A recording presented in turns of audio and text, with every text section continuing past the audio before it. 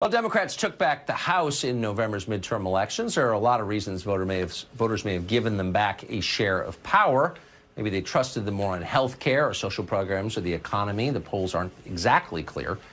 Newly elected Democrats say they plan to make a priority of legislation over investigations.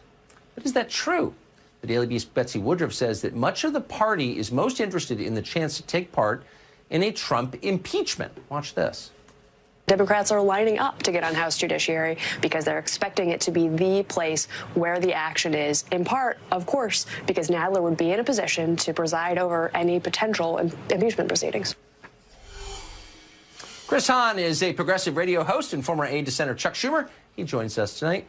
Chris, thanks a lot for coming on. So I don't understand all the lying and embarrassment. So obviously Pelosi has decided, and she went through this again when she was Speaker in 2006, when Democrats wanted to impeach Cheney and Bush, and she said, we're not going to talk about that in public. She's trying to keep her troops from talking about impeachment. But the overwhelming majority of Democratic voters are for impeaching Trump, and why wouldn't they be? They've been told he's a war criminal. I get it. So why are we lying about what Democrats have a mandate to do from their voters? Impeach.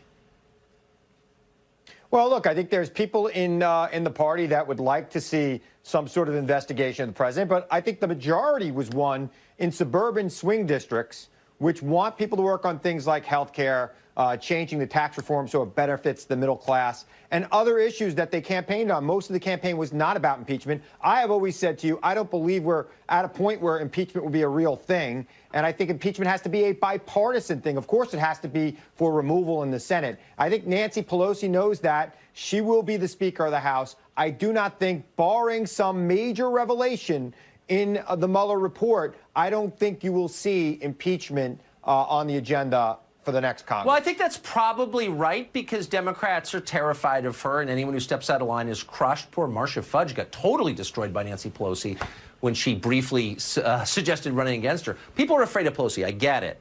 I'm just saying it doesn't make much sense. I mean, I've spent 2 years listening to Democrats say that this guy, comparing him literally to Hitler, and saying that he colluded with a foreign power, he's treasonous. Many people have said that. So if he's all the things that you've told us he is, why don't you have a moral obligation to impeach him this afternoon? I'm serious. Well, look, like I've said, unless there's something that both sides agree is criminal, ready for removal, I don't see Nancy Pelosi allowing that to go forward in the House. Look, we know what happened when they tried to impeach Bill Clinton. It made Bill Clinton stronger. You're right. You're right. Look, I get it. I agree with you as a political matter. You're absolutely right. And Pelosi's very smart politically, and she knows it'll hurt Democrats if she tries to impeach. And so I'm sort of in jest encouraging you to impeach because it would hurt you.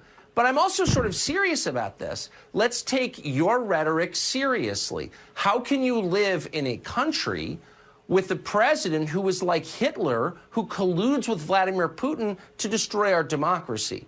He's literally evil. Well, they tell us that every day. MSNBC is predicated on that idea. Yeah, no, seriously.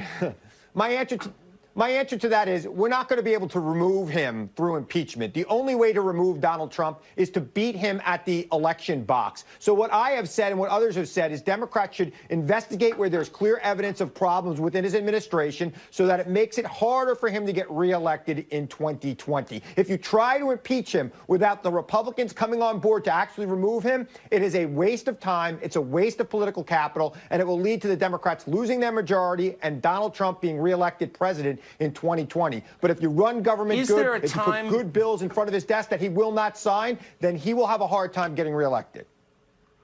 But is there a time when Democrats say, look, you know, we disagree with Trump on some things, not that many things, to be totally honest, on a policy level, not that many things, but some things.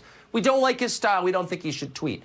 But that time that we said he was a traitor to his country or like Hitler, we shouldn't have said that because that was like a grotesque overstatement that made us look stupid. And it was kind of wrong to talk that way. Is anybody ever going to say that?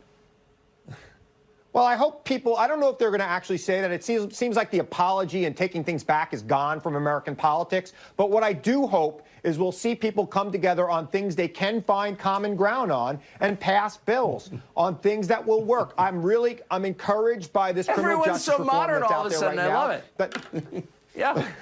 I'm encouraged by that. Okay, no, good. Sort of I mean, stuff. look, I want to see real infrastructure. Okay. Yeah. Well, I it's look, good I hope stuff, you're right. but On this, nobody's ever going to say. agree. Nobody ever says they're sorry anymore. It's a lost art form in politics in this country. So I wouldn't hold my breath on that. They should. Okay. Chris Hahn, thank you. I agree. Thank you. Well.